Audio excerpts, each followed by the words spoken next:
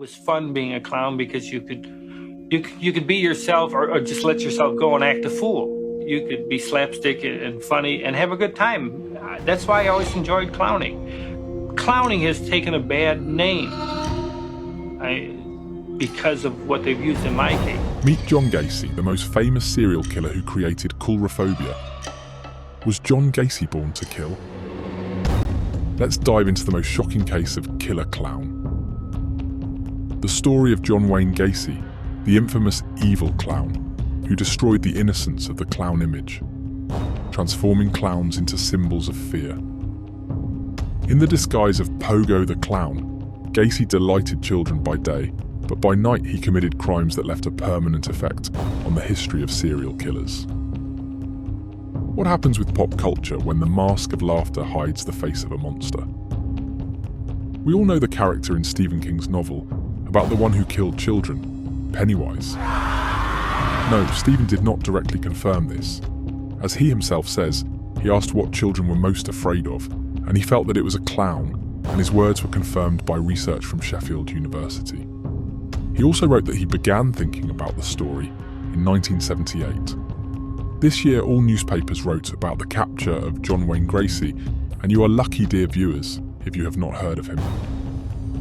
Gacy, a respected community member in Chicago, performed as a clown at local charity events with kids, which earned him the chilling nickname Pogo the Clown. Under the mask of a cheerful clown, he was hiding a serial killer who murdered at least 33 young men and boys between 1972 and 1978. I could put on clown makeup and I was relaxed.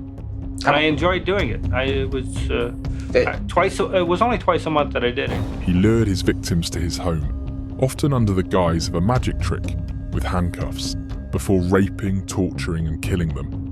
Before he killed his victims, he would handcuff them, reveal his plans to hurt them, and then make them beg for their lives. Most of his victims were buried in the basement of his house, while others were discarded in a nearby river. Convicted of 33 murders, Gacy was sentenced to death in 1980 and executed by lethal injection in 1994. His case remains one of the most infamous in US history due to the sheer number of victims and his disturbing public persona as a beloved clown and law-abiding citizen. John Wayne Gacy's early life and childhood provide some insight into the factors that may have contributed to his later behaviour. Born in Chicago in 1942, Gacy grew up in an abusive household. His father, John Stanley Gacy, was an alcoholic who regularly beat and belittled him, often calling him stupid and mama's boy. This harsh treatment created a deep emotional scar in young Gacy, who sought his father's approval but never received it. "My dad was domineering," Gacy explained. "My dad drank a lot, and when he drank a lot, he was abusive to my mother and to me. But I never swung at my dad because I loved him for what he stood for." Limited education, but he was a good provider, and with strong will and strong views. He was also an alcoholic, sorry to say. Was he abusive? Did he strike out at you? When he drank, he was almost like a different person. My dad struck all of us children all the time. 9 years old, Gacy was sexually abused by a family friend, an incident he kept secret from his parents. Additionally, he struggled with heart issues that limited his physical activity, leading to frequent bullying by his mates. These experiences of abuse, neglect and isolation contributed to a sense of inadequacy and a need for control over others. Gacy's struggles with his sexual identity and repressed urges further contributed to his inner disorder, creating a psychological insanity that would later explode in horrifying ways. As Gacy moved into adulthood, he found relative success in his professional life, managing KFC restaurants owned by his father-in-law and earning respect in the local community, and later joining politics. He became a Democratic precinct captain, and at times hosted large neighborhood barbecues at his Chicago ranch-style home. Despite his financial success, Gacy turned to a side gig as a children's entertainer, performing as Pogo the Clown at parties and charity events. For Gacy, the clown costume may have represented a way to mask his darker urges, offering him a space to explore a hidden side of his personality in a socially acceptable guise, being happy with kids and being a kid himself without judging.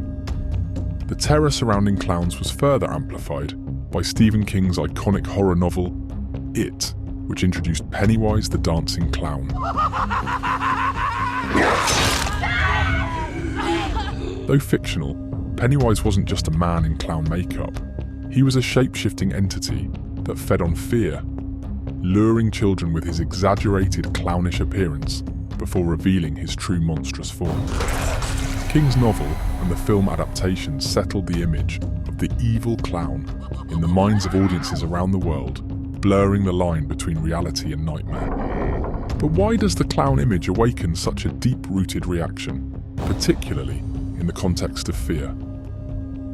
The answer may lie in the uncanny valley, the psychological phenomenon where something almost human, but not quite, becomes deeply unsettling. Clowns with their exaggerated makeup, oversized features, and manic grins sit firmly in this unsettling zone. Their painted-on expressions conceal the true emotions beneath, making it difficult for people to trust or understand their intentions. What should be a mask of joy can, under the right or wrong circumstances, be interpreted as a disguise for darker impulses. Pop culture has continued to exploit this fear. Films like Poltergeist, 1982, featured a demonic clown doll. An American Horror Story introduced Twisty the Clown. Batman's Joker, deeply disturbed, disfigured killer who hid behind his unsettling mask. Each new portrayal digs deeper into our collective fear of clowns, casting them as creatures not of fun, but horror. As a result, the clown, once a source of joy, has become a reminder that even the most playful masks can hide the darkest faces. Subscribe and share with us if you have any uncanny stories with clowns.